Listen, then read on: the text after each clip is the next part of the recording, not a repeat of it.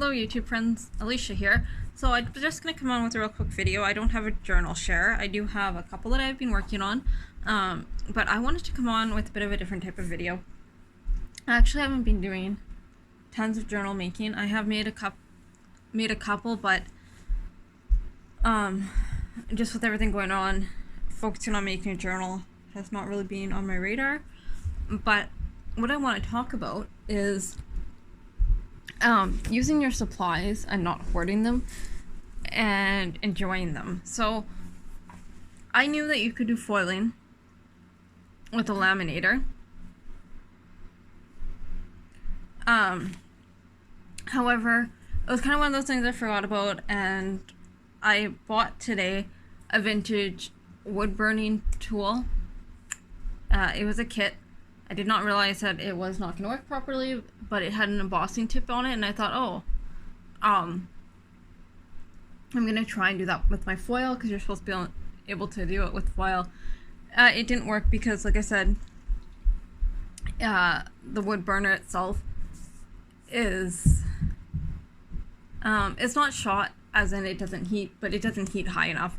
So, anyways, long story short, I realized that I could do it with my laminator, and I can do it with glue, and I can do all these different ways. So what I did today is I pulled out some of my laser cut images, laser printed images, not cut. This will not work with inkjet. You need a laser printer, and I'm just going to show you what I've done. So this is from the Graphics Fairy. It's not perfect. There are lines.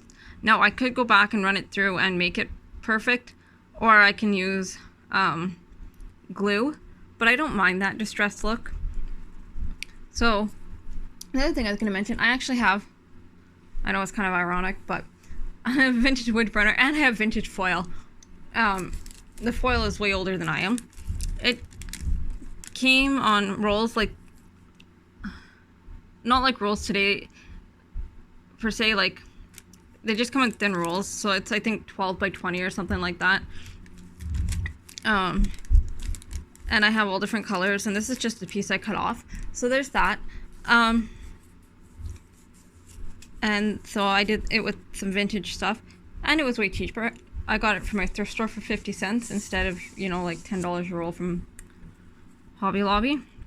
I did this one, and like I said, I just used a laminator and laser print. All you do is you take your laser print, put your foil pretty side up on your image, and I just ran it through my laminator. I don't have a protector, I don't have anything, I just ran it straight through. I'm not as fond of this one, but I don't like the green. I shouldn't say I don't like it, it's just, I don't know. It's stuck in really weird places because it had glue on it. I'll use it because it's still fun, but I like this one. This was just another image I had. This is Heidi Swap. So I do have both kinds of foil. This blue one was some more of that vintage one. And the purple was vintage. And this is also something really kind of fun. If you see the music, it's upside down because I'm just special like that. I foiled, so I scanned vintage music from 1909, copied vintage music from 1909, and foiled it. Well, what happens then is everywhere you foil on your sheet, it's missing the actual, you know, the color, so it becomes clear.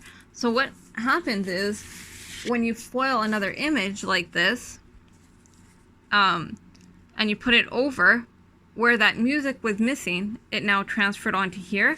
So that's how I got that look. I mean, putting the music right side up would have been a good idea. But yeah, so, and then I have this one. And some images take the foil better than others. Solid black, it's going to take it better than almost the grayscale stuff. But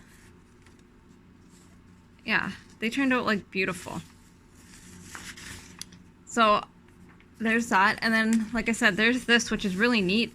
And if I wanted to, I could, you know, put another piece on another print, 2 music sheets, and then I could even just use this as my own like foiled paper in a journal, without having the foil all over the bottom. I just cut that off. But yeah, so like I said, this video is just short, showing you some things I do, and just touching on the fact of make sure you use your supplies that you have available to you. I've had this foil for a number of years. Never really done anything with it. Oh, the other thing you can do, I don't have much luck with this. You can use glue, but now anywhere there's not foil, you can see glue. So that's not really my favorite look. And this is glue as well. And one more thing, you can use like the Martha Stewart adhesive inks, and it's supposed to work with the foil. I also haven't, and the laminar, haven't had luck with that, but Jennifer McGuire has a video on how to foil without using the actual machine. So if you are interested in foiling and in more detail than I'm giving you, go ahead and check her out. Like I said, just showing you what I'm doing, and I'll talk to y'all soon.